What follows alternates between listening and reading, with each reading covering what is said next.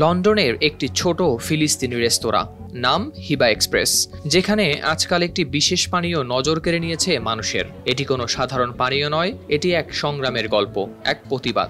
এর স্লোগান হলো নদী থেকে শুরু, সমুদ্রে গিয়ে শেষ। এবং শুধু এখানেই নয়, যুক্তরাজ্যের অন্যান্য ফিলিস্তিনি রেস্তোরাঁগুলোতেও শোভা পাচ্ছে ফিলিস্তিনের পতাকার আদলে চেরি লাল রঙে রাঙানো সোডার ক্যানের এই পানীয়। এর মধ্যে পতাকার কালো, লাল ও সবুজ রঙের মিশেলে ঐতিহ্যবাহী কেফিয়ে প্যাটার্নের নকশা করা আছে, আর ক্যানগুলোর গায়ে আরবি ক্যালিগ্রাফিতে লেখা আছে গাজা কোলা।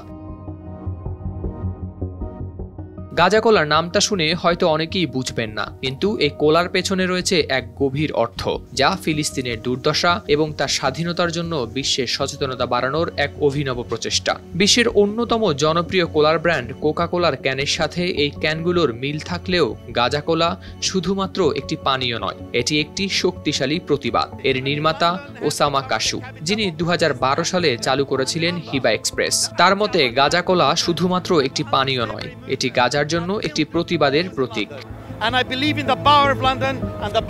তার 17 বছর বয়সী দত্তক ছেলেকে গত জুনে গুলি করা হয়েছিল এবং তার পরিবারের সদস্যরা এখন কোথায় তা জানেন না তিনি।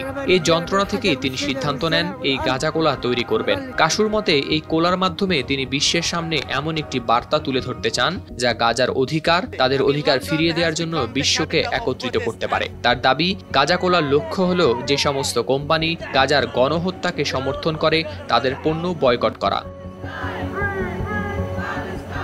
এছাড়া কাশু জানিয়েছেন, গাজার কোলার বিক্রি থেকে সমস্ত মুনাফা গাজার আল কারামা হাসপাতালের প্রসূতি বিভাগের পুনর্নির্মাণে ব্যয় করা হচ্ছে। ম্যানচেস্টারের মুসলিম খুচরা বিক্রেতাদের মধ্যে গাজা কোলার বিক্রি হয়েছে 5 লাখ ক্যান এবং জনপ্রিয়তাও দিন দিন বাড়ছে।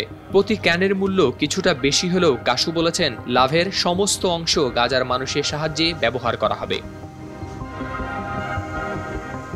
হাওলাদার শামীম, RTV।